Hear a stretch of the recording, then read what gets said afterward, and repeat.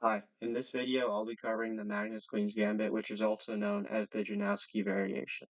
It starts after d4, d5, c4, e6, knight c3, and here a6. And this is not a common move, but it's been recently popularized by Magnus Carlsen, and the point is black will try to take on c4 and play b5 to hang on to the pawn.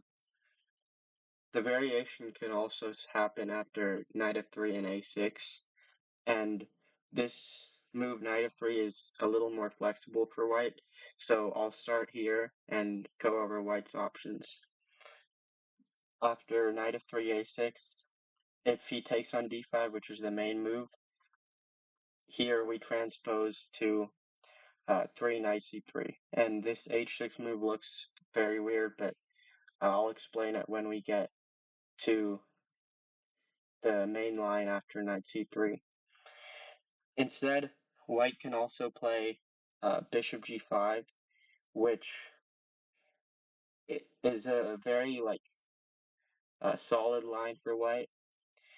After bishop b7 takes, queen takes, so we can put our knight on f6, which is the better square.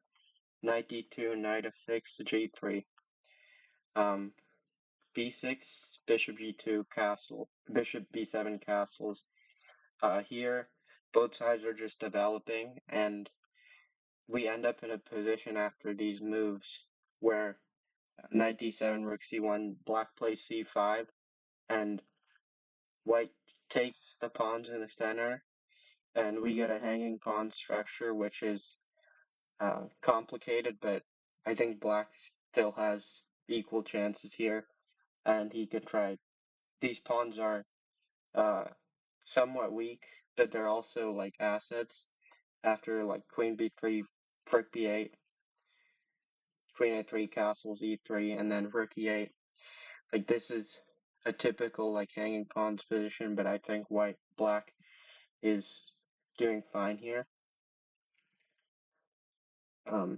That's how you deal with this somewhat dry bishop g5 move, which is made possible by the knight on f3.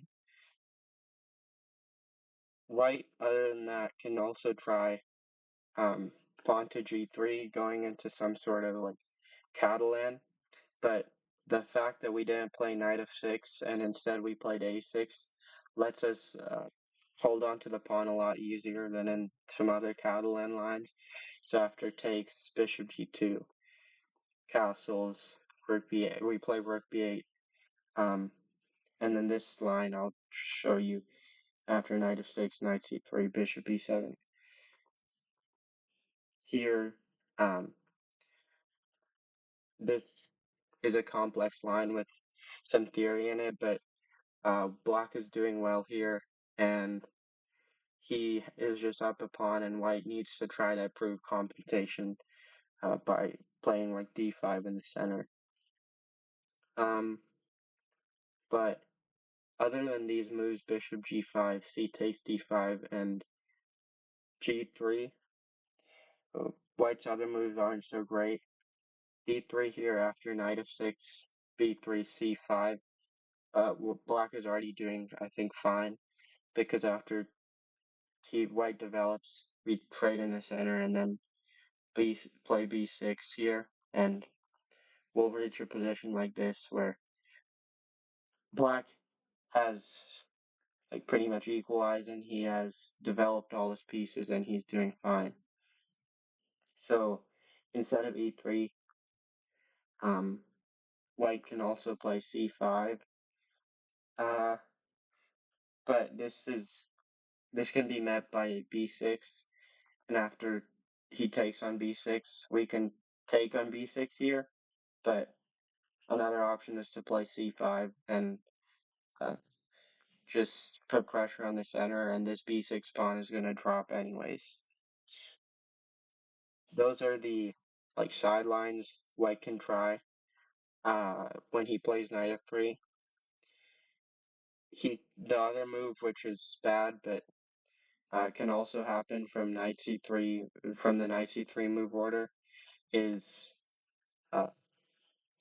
this move knight c3, and like I said, it can happen from knight c3, a6, knight f3, and this position is just a little better for black because after takes, we're gonna keep the pawn in most of the lines. If white plays e4, this line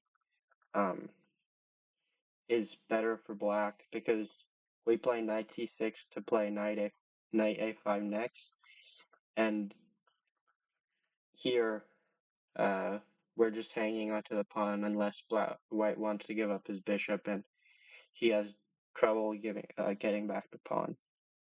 So after this, white has to play a4, knight c6, e3, knight a5. We hold on to the pawn, and after knight e5, knight f6, knight c4, and c5, black is completely equal here, and I think there's just nothing. We can a lot of the times the position will just simplify, and white has like no advantage at all. So that's the sidelines with knight f3. But after knight c3, and a6, now we'll go into the main lines. After knight c3, white also has like some sidelines, but all of them are just worse than the ones with knight f3 because knight c3 is more committal, and that's why cd5 is played way more here. Knight f3, like I said, it's the same as the knight f3 move order after we take on c4. And here, if I play c5, it's worse than the knight f3 version because after e5 here, takes and then d4, we get a really good like position here, and already white is in a tricky position. So that's why white should take on d5, and after we take back, white's main move is knight f3. If white plays bishop f4, we can play knight f6, e3, c5, and after knight f3, we can play c4 and b5, and then put our bishop on b7, and this is a interesting position where I think black has good chances because the pawn on d5 isn't has enough protection, and we have plans of playing like b4, a4, and expanding on the queen side. But other than bishop f4, and white can also play queen b3, making use of the fact like that a6 didn't develop any pieces, and here after c5, if he takes on d5 with the queen,